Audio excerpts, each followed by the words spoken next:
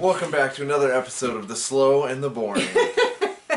This is take 3 for Seeking Sister Wife, Season 3, Episode 11, Can't Fight This Feeling. We're having... The feeling is to fight to stay awake to watch this show because it's so bad it was putting us to sleep. We decided we'd watch it last night so that we could get up today and film earlier so we wouldn't be uploading it in the middle of the night. But that was hours ago. But we were so tired and we're having camera problem and it's sapping all the energy. So I apologize, it's probably going to be shorter and lower energy. We're not going to start with the snowdens like we did the last 2 times. Oh, good, because they're boring and awful. And we've already explained it. Maybe we'll gain some energy. So the Joneses, nothing happened. Whoever they are the tank. Oh. So they recapped the last episode, and that's all they did. So we're going to recap them recapping. They talk about their experience with polygamy, how seeking was so difficult that there were times where they weren't even sure why. They showed us in the preview, and I thought in the preview he was saying that he wasn't interested in polygamy, and I was like, oh, interesting. But instead it was him theoretically talking about how sometimes he felt like polygamy wasn't worth it. But now they met someone who does appear to be the same age as them, does seem to have just be in the same place in life. And he's still attracted to her. That's it. That's all that happened. They recapped the season so far. Now we've recapped their recap. Boring. Joneses get dumped again. Whoever they are. The magician. Yep. And it's actually been, I think, if you had to tell someone like which couple to watch, I think if you watched their whole progression this season, it's the funniest in the sense of like they're not genuinely hurt. It's bummed. I've been dumped enough times prior to John and had enough bad relationships and like mismatches to where I can laugh with them about the fact that they just keep getting dumped on. They just keep going after girls who are not really that interested in polygamy. And so they learn more and decide they're still not interested in polygamy. And he is not so amazing that they're going to win him over. So Alexander's the one who's like, well, maybe I'll have several husbands. And he's like, okay, well, I guess that's a thing. And then goes home and goes, that's not a thing. That's not how we do this. So they go on a double date with, is it Tasha? Who cares? And she is like, Alexandra's like, I'm not trying to be a jerk. And she wasn't. She phrased it nicely. But what do you get out of this? Was kind of her like, and the benefit to you is, and she's like, well, I can have friends. And it's just a nice loving environment. And Alexandra's like, yeah, so you guys seem really nice, but I don't think I'm going to be progressing. As they do it like on Dallas Cowboys cheerleaders, when they let go of the girls, we as a team are going to be progressing without you.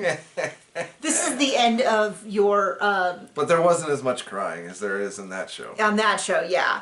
Anyway, and so, I mean, kudos to everyone. They handled it really well. But it is like, if I was scripting the show, I would, and I don't think it's a script. I just don't think women are interested in that. If it's scripted, the scriptwriter should be canned. Let's get Go find a new career. Something more exciting. Anyway, so that's the magician. And then, so that's that. Colton and that the Winders were the most interesting because he really wanted to say, I'm just not interested in her without really saying it, but he did say it, but then the wives are like, and well, he makes the mistake of saying, well, you can still pursue it if you want. That's what cracked Which is me like, up. What are they going to do? So this is what I have to say, one of the things that I have seen be a repeated problem across a variety of polygamous shows, Sister Wives being the most notable, is the men are between annoying, selfish, and a monster, various degrees.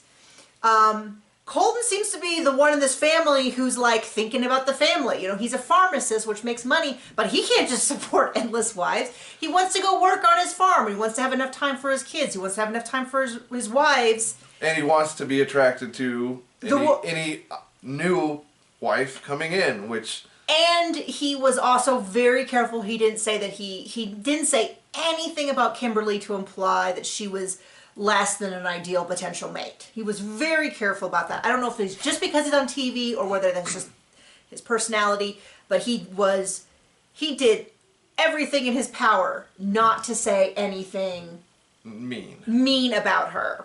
But he is not interested.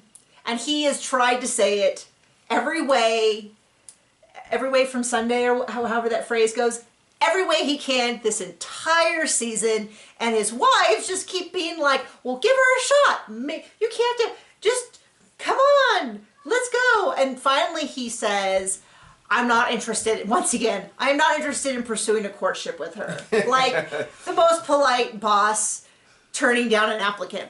And they're like, oh, so have you decided? And he's like, well, if you want to keep talking to her. And I'm like, what are they going to do? That's like me saying, John, I'm going to break up with you. But if your mom wants to continue to live with me, which is exactly what would happen, she would continue to live with me.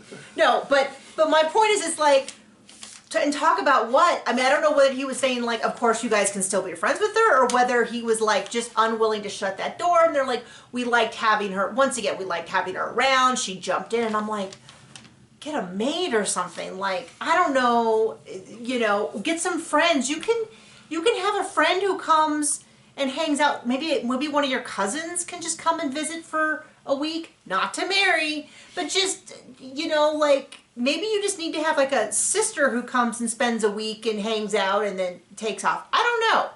Anyway, he was very polite. The most interesting thing about the show. Okay, yeah, I mean, at least there's progress. We've already talked about them. I don't care. Moving on to the Snowdens. Joe or Merrifields? Who are the Merrifields? That is Creeptastic guy. Oh, what's his name? Garrick. So they're going back to Mexico to meet up with Bert to inseminate her. It's like there's no soul behind those eyes. And he just, as I've said in the past, we are religious, so whenever he's like, well, God told me, despite all this mountain of evidence that otherwise, well, it's going to work out because God said so. Well, I mean, he named his penis God, so...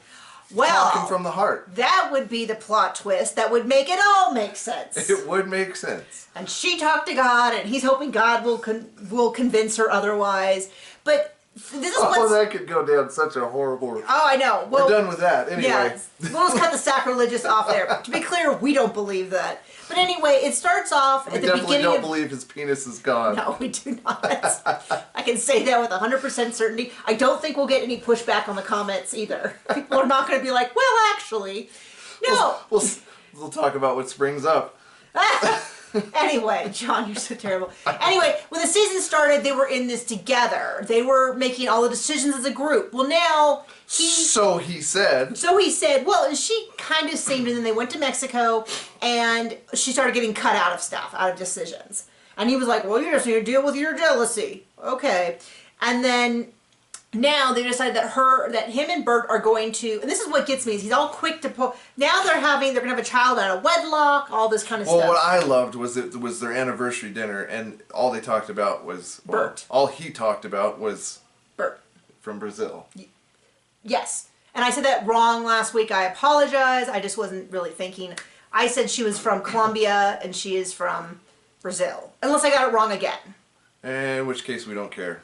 Well, it's not really important to the story other than it is a country that they do not reside in. And we don't care. And so, anyway, they're going to go back to Mexico. He's going to impregnate her as soon as possible. That's the idea. The wife and the family is kind of bringing up all these concerns, like what if she can't get to America? What if she has the baby in another country and then can't get here? Also, he's bringing in his in-laws from the large wife. And then they kind of like just offhanded, they're like, because we don't see Garrick's family. I'm like, oh, I'd like more information about that situation, please.